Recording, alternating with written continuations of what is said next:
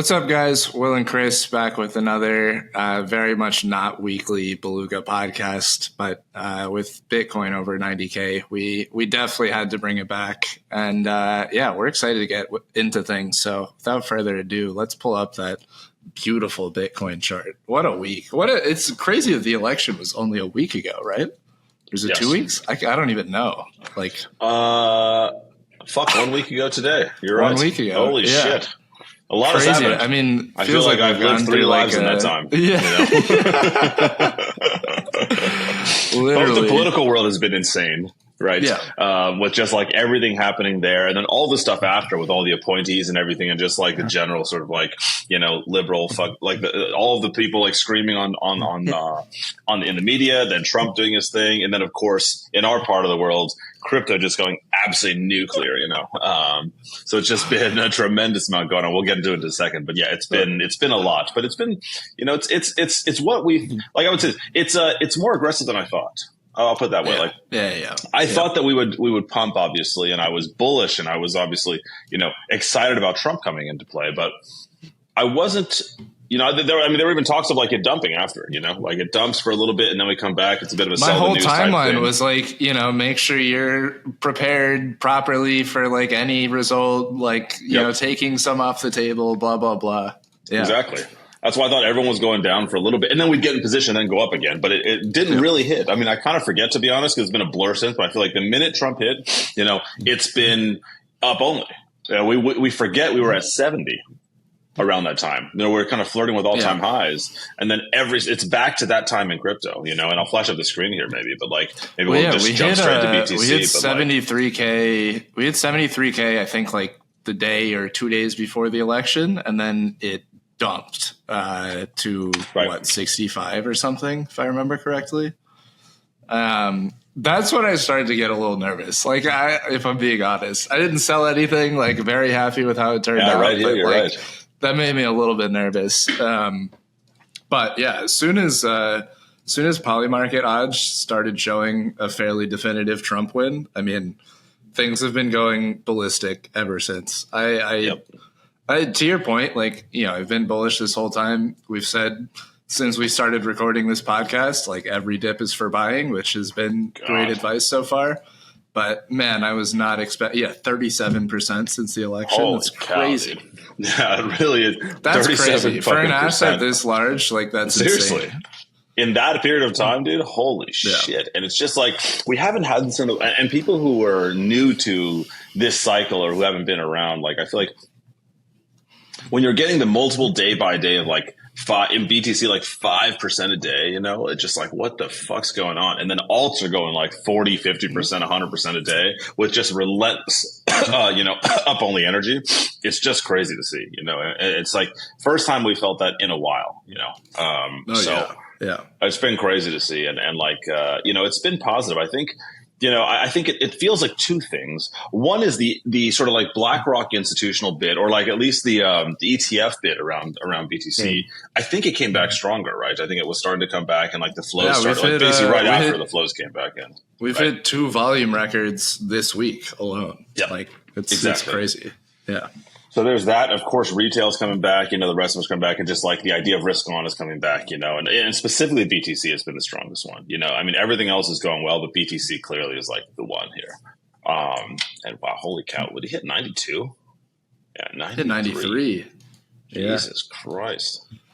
So yeah, like just been absolutely insane watching this go up every single day and just relentlessly grind up. And it's just we'll see how long it lasts. I think we have some time, to be honest. And I think the funny is everyone's like, so what's your target now for BTC? Where are we going? And like, I'm hearing wild shit out there. People are saying, I've heard 400K or 500K this cycle, those times. I think that's a bit high, to be honest. What do you think we land, Will? I don't know. Like, to be honest, I have literally no idea. My goal for this cycle was 100K, and we are sitting right under it. Looks like things are probably going higher. I will say that a lot of I'm having so many normie friends, I'm sure you are too, texting me like, what do I buy? What 100%. Do I buy? What do I buy? And my advice for the last 2 years has been don't touch anything except Bitcoin and ETH. And I'm now not telling people to buy Bitcoin. Like, these are not people who are trading, selling a couple weeks for 20% gain. Like, they're looking to hold for longer. And I think with how much we've pumped, like, there's a somewhat decent probability that we're close to the top on Bitcoin. And then we see what we saw in previous cycles where it kind of stalls out and we get the altcoin season.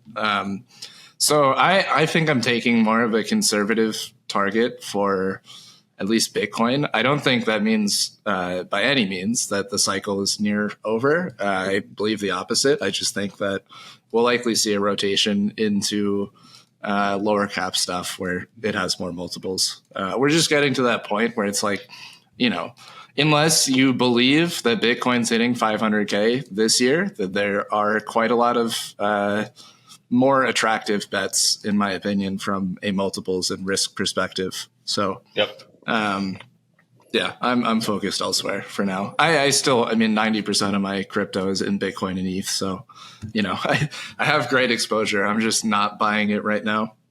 Yeah, same. I'm just holding spot. I'm still got my bag, like you said, the vast majority of my money's in Bitcoin and ETH, but I'm playing the shitters, of course, because I'm full-time shitters. I'm full-time shitters right now. I'm totally. Literally, I think I'm trading meme coins like 16 hours a day at this point.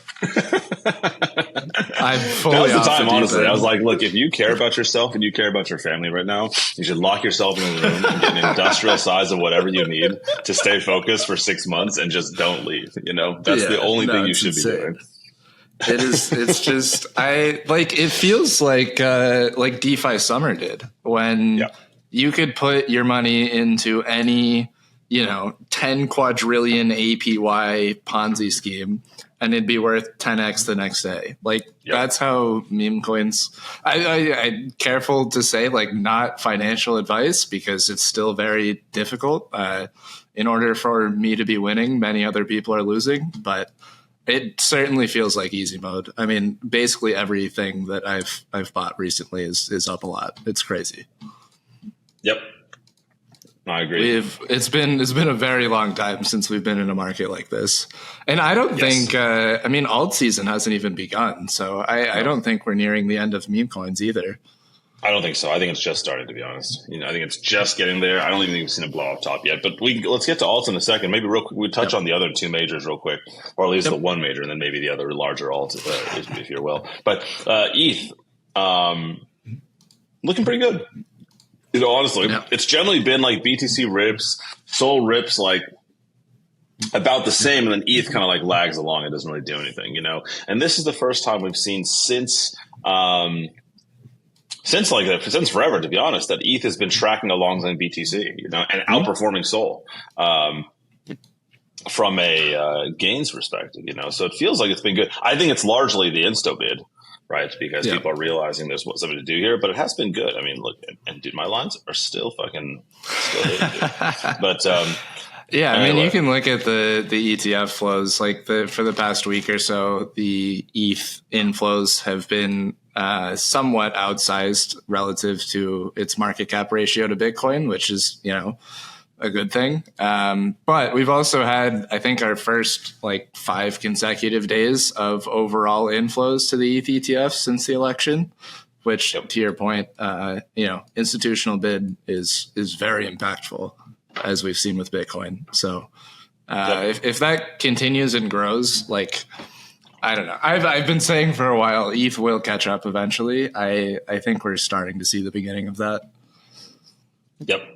But Sol's been going nuclear too, for what it's worth. So it's not like it's just that. Sol's over 200 again, and just doing nice. And maybe transitioning the Sol shitters have definitely been sending. That's kind of the main thing that's been on everyone's mind. And we've had, I think, a couple things that have come up. But number one, probably here. Let me share my screen real quick.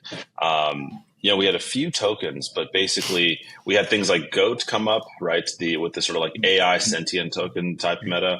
We had things like, PNUT, right? Which really, got some love. And then things like, ACT as well. But maybe real quick, let's talk a bit about each of these. I think, every single one that you just mentioned, I saw very early and decided for various reasons not to buy, which feels great.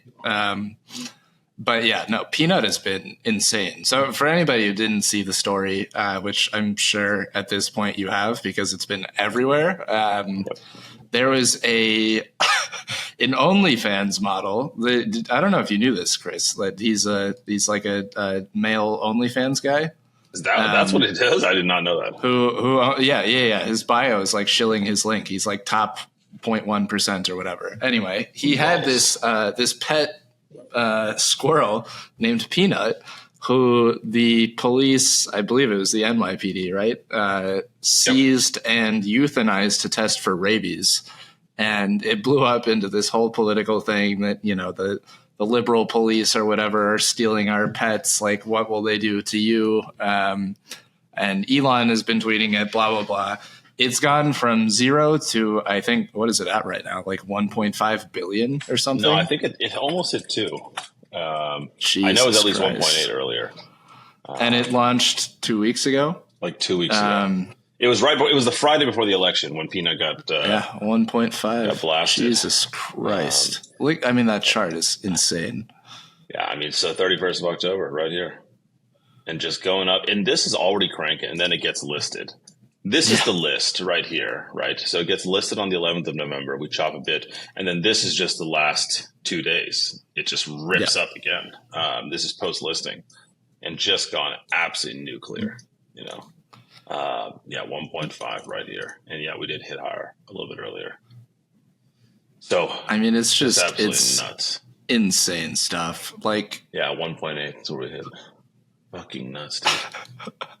Just ridiculous, But this is the kind of chart that gets people back into crypto. Yeah, dude. If you had put $1,000 into Peanut at any point it launched on the first day, it's worth tens of millions right now, which is crazy to think about. There was the full 24-hour period where there were free millions on the table. And it's not the only coin that's done this. We mentioned the others. GOAT was similar. ACT, you even had longer. I think it was only like 20 mil market cap when they listed it, and now it's multi-hundred. Yeah, what is ACT now? I don't even know. So this is... And there's so many fucking knockouts now. 500. Yeah, crazy.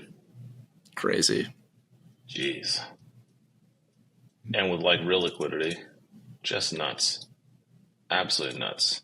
Yeah, obviously the Peanut chart is just the sight to behold, To have anything in 2 weeks go from 0 to 1.5 billion in market cap, and you can print these types of returns off of something as simple as a squirrel getting killed by the New York police department or something, is just crazy. This is definitely the winner, because right before this we had GOAT, which was an AI coin, which is basically some LLM that kind of spins up and just bull posting and tweeting all day, and then they go to pump. Was it a pump token? I don't even remember, to be honest. It was.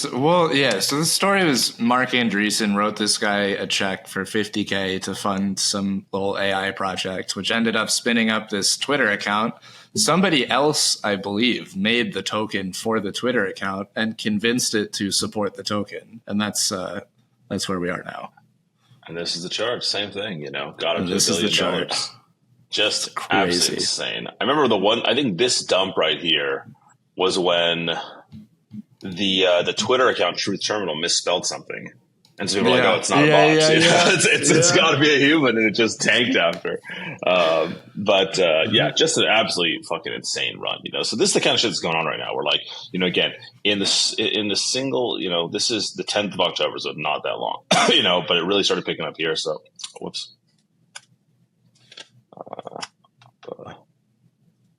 A little slow today. It's in the same category. I don't know why I always lose it too. I feel like sometimes TradingView has it in different places or something.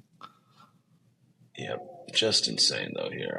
Just nutty behavior, crazy. And so, just any amount of money in this at any time would have done really well for you. And this is not even counting the 50 other tokens that have come up, right? Peanut's one of them. But Fred, right, is the raccoon that was also a kid alongside him. And Fred's also ripped up recently. So now, oh my God, dude, that's a crazy looking chart. And so Fred has ripped up recently too. And so you're just seeing all these tokens go up.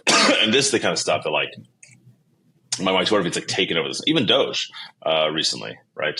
There's another Doge. Of course, like Doge proper has been ripping. Oh my God. Yeah. Doge proper has been ripping just because of Elon being appointed, right, with Vivek for the Department of Government, I think efficiency or something like that. And so it's gone up. But then even this, which is like, a nonsense. Well, this is the Solana. So I will make a confession. I may or may not have sold a ton of this token at like 3 mil. No. But the ETH one is even higher. Yeah, the ETH one's been going absolutely insane. What is it at? Yeah, 56 billion. No. This is like there's another DOGE on ETH, like Doge meme coin. Same spelling and everything. Just on, there it is. 400 mil, the second one. Good Lord. Crazy. It's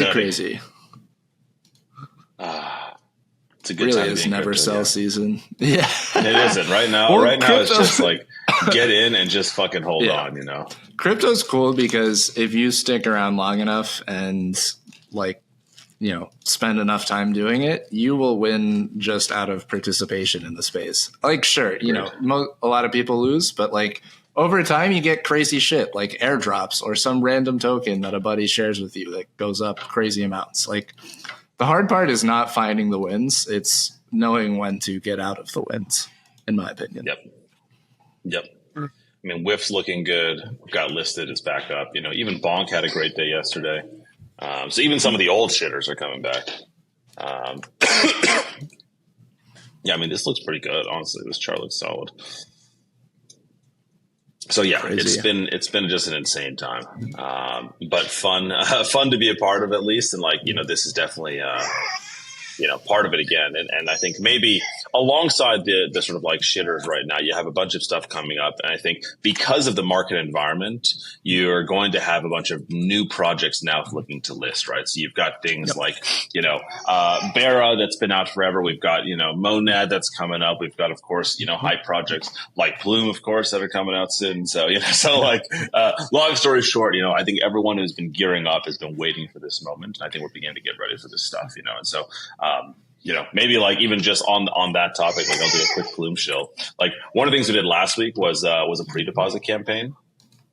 And the idea was pretty simple, which is to begin as we get close to mainnet, right, and begin to prepare for that. We want to begin to like get users in and get people to deposit money and like begin to sort of build up the TVL and the volume on chain. It was to open a pre-deposit contract. Nothing crazy. It was a $5 million vault. That we opened up on ETH mainnet. It's just a deposit contract, deposits money in there. You'll begin earning points, and then we can, then I'll bridge over to the chain after. We opened up a $5 million one. It closed within like 2.5 minutes, or it filled in 2.5 minutes. So it's good. So it was like, look, this is too fast for the community. We need to like make more space. So let's do that. We opened it up and let it run a bit longer. And then within another, it was 90 minutes in total. We had to cap it again because we hit 30 million bucks on the thing. And so it was good. We closed it there, but it just kind of shows kind of the fervor of the demand and like what's coming up right now. So I think this is one of many that we're doing, but you'll begin to see a couple of these things out there where everyone's beginning to come to market and begin to get the cash on chain, begin to get the networks out there, begin to have new things to play around with and new things to do. So that'll be fun. I think this time, of course we have a lot of infra, but also just like new applications and new stuff coming up. So I think it'll be a ton of fun in the short term. We have memes, of course, that's going to stay a thing, right? You've got UNIChain coming out. You've got things like, we have us, you have all kinds of protocols. And so I think it's going to be that time will be insane for a bit. And we'll begin to see, all these new protocols come into play. I think that's something we'll just track and like keep on top of over the next few to kind of know like where should you be spending time, where should you be farming, where should you be like trying to play around with things and like how that's all tracking. And it'll be a good sort of like crash course for a lot of people as they're getting into it. How to think about new launches and how to think about market timing, how to think about dynamics, how to think about all this type of stuff. And of course, the new projects is airdrop season then, right? And so we're going to have tons of airdrops coming into play again. So that'll be a whole thing that comes up, and I think, usually one of these airdrops creates like a wealth effect, right, on a particular area. And that's kind of what you want. You really want people to be able to come in, make some money and have that rip. I mean, I think last cycle, or at least last year, I think the Jito airdrop was like, I remember that being the one, which was like, it was a fairly simple airdrop to get exposure to, nothing too crazy. And it was big. And that created a lot of money and created a lot of like sort of activity on chain. And that fed right into shitters, right? And sort of like Soul shitter season came up. I think if you look around this time, you've got things like Pump.fun, right? Which have a ton of activity. Rumor is there's a token coming out. Rumor is there's things happening, right? And so if that's the case, I think that'll be a huge catalyst as well, right? Because the amount of people trading pump shitters, like, it's got to be out of this world. And so having those things come out, I think is going to be another one that really like unlocks a lot of liquidity and all that comes in. I think FTX is coming back too, right? It's not distributed yet, right? I thought you meant the exchange. That's it was supposed to go out and then they delayed, or maybe it was Mt. Gox. I can't remember. They all blend together, to be honest. But yeah, I think it's still pending. Totally. Okay, so exactly, we've got these like new things, new liquidity sources, new projects, new excitement. Like, it's about to be a banger time again. So I think now is the time to like lock in and pay attention. Absolutely. Yeah, I mean, and like we said towards the beginning, like I think we're likely close to the big rotation into altcoins, which is, of course, I'd like to think most of the price is like driven by real stuff, quote unquote, which is maybe not necessarily the case, but I think we'll see a real attention shift to real stuff. But I also think if you look at the biggest meme coins that have been ripping, the ones we just talked about, PNUT, and some of the other ones, they derive their price from like in real life IRL virality, which is like in my opinion, counts as an RWA. Attention from the mainstream is still an RWA. And I think that's kind of the shift that we will likely see into real apps, because I think just from my experience, it's been very difficult to pitch my TradFi friends on like in crypto utility that's kind of shut off from the real world, because the argument is always, well, if I don't believe that this underlying asset has value, why would I buy, something that's a derivative of it, or using it as a protocol or whatever? You don't have that same dynamic with stuff like RWAs. So I'd expect that to be a pretty big sector. I mean, not that it isn't already, but I think we'll see a big attention shift that direction. Totally. I agree with that. I mean, obviously we're betting on that too. So I think, at least our belief is that it's here to stay and it'll come in waves, like how big it will be at the moment. Right. And when shitters are ripping, it might be more of that, but like it's a sort of a durable story that will continue to be here, because like you said, you do want to have both. And I think it onboards new people in. And so there's a lot happening there, and tremendous amount of upside as well. So I think all good things. Maybe also speaking about other like real things, in quote unquote, one of the things that has been sort of the point of attention for a lot of people this cycle, regular people, has been Polymarket, right? And people looking at Polymarket as a proxy for like what's going on. Well, there's a lot of election stuff, but really it ended up being like a lot of like crypto talk, where it's like, oh, this is the first mainstream crypto app, and everything like that. And they had some insane charts for its worth, but everyone was sort of guessing, which is like, the minute the election is over, is Polymarket cooked? Is the activity real or not? And I think, let's just see here, I believe that a huge chunk of the liquidity disappeared the day after, right? Trying to get us down to that here. Second one. This one? Volume or no? Volume? Yeah, per day. Volume per day, yeah. Just disappears, And the dark linear. But like, I mean, obviously it would. Like, I just, I don't know what they were thinking, not getting their token out by now. Like, it was the talk of the town. Obviously, post-election, volume's going to go down because all the volume was in the election pools. Like, it's not just going to stick around. But I will say, like, kudos to them. I wasn't convinced on the accuracy of Polymarket betting pools, because they seemed really, really skewed to me. Yes. In whichever direction. Most of it was Trump, but there's some weirdness in general. But if you look at when Polymarket pools for who would win the presidency overall started ripping, they were the first like accurate reporter on the outcome of the race. I mean, if you looked at the betting pool like map that was on Polymarket from, I think it was October 26th was the one that I looked at, as compared to the actual map post voting, it was identical. They called it multiple days in advance of the election, which is really impressive, honestly. I mean, look, most of the states you already know for sure, but they called all of the swing states as well. Which is impressive. Yeah. Especially when it was such a clear A/B test against the pollsters. Trying to call these things, and every single one of the pollsters was wrong. You know, they were all going the other way, and we were also saying, like, look, you can take whatever you're doing on the polling side, and of course, weight it a little bit more strongly. You know, just to kind of make up for some of the historical mistakes and inaccuracies they've done there. Even then, not enough. Whereas Polymarket, just like you know, sans US, right? International people trading on the election gave us better information and very accurate information relative to everything else. So I agree with you. Pretty impressive. I think Polymarket is here to stay. I think betting markets are here to stay, but it's the same thing as always. I always thought it was more useful as an information source rather than a venue to trade. Just because time duration is too long, the action's not quite there.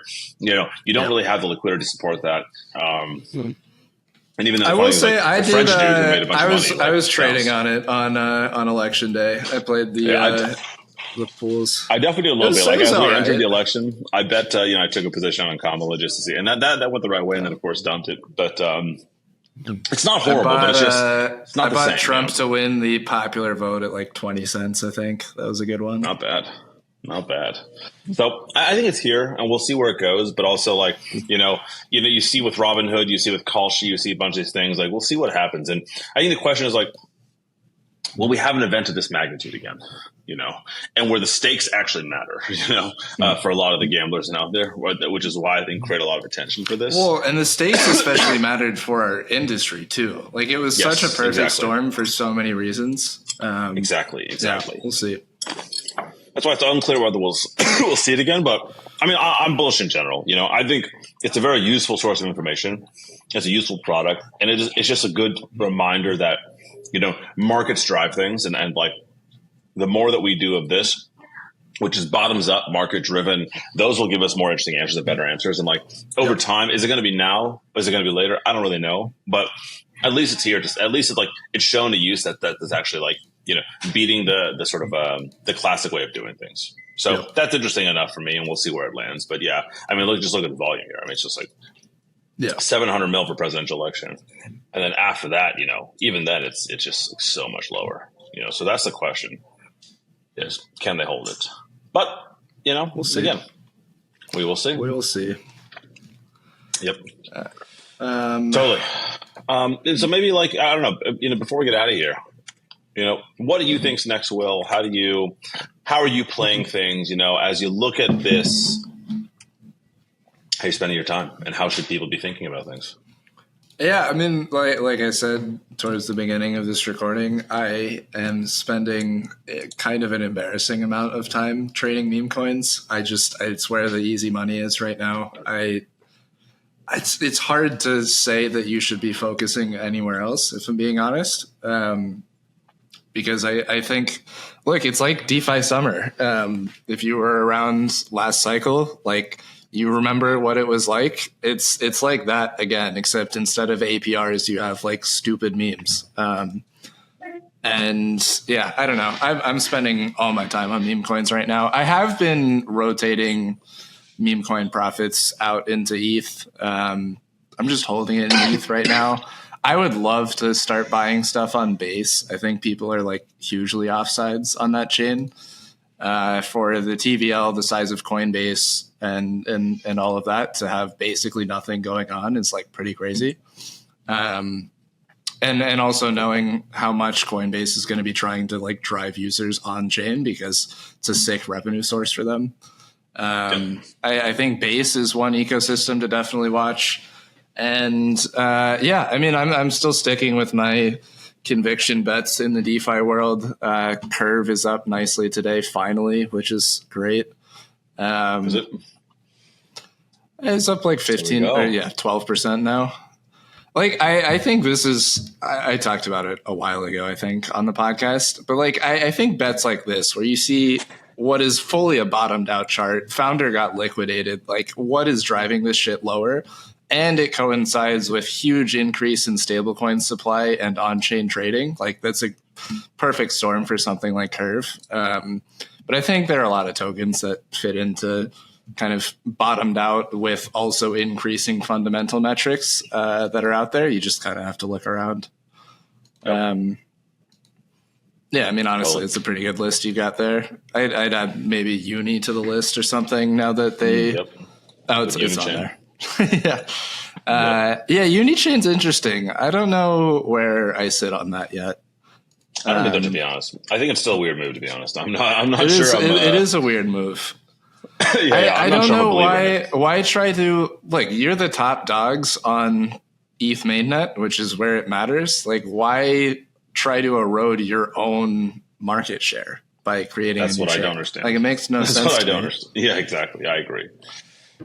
Although they did include the fee switch thing in the white paper or whatever. But yeah, you can like stake it for fees or something. So that's why Uni's been pumping. I also saw Blur has a proposal out for a fee switch. NFTs are still fucked. NFTs are cooked, man.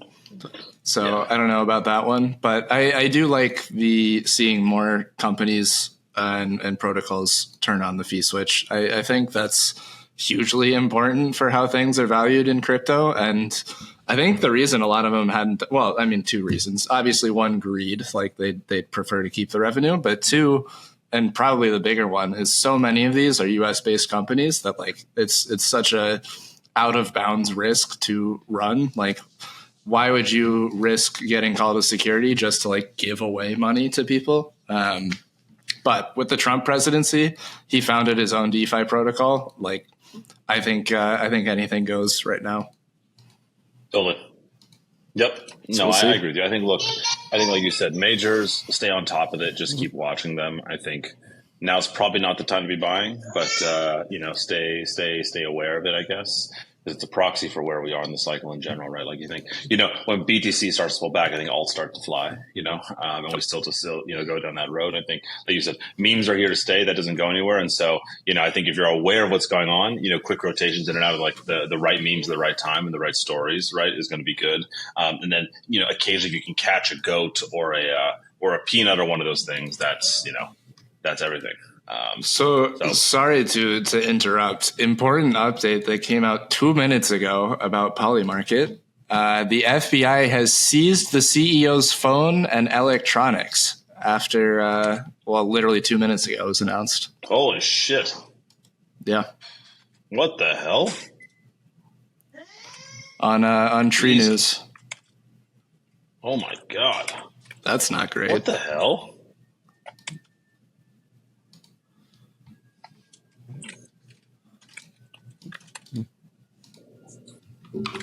Oh, fucking stupid. Jeez.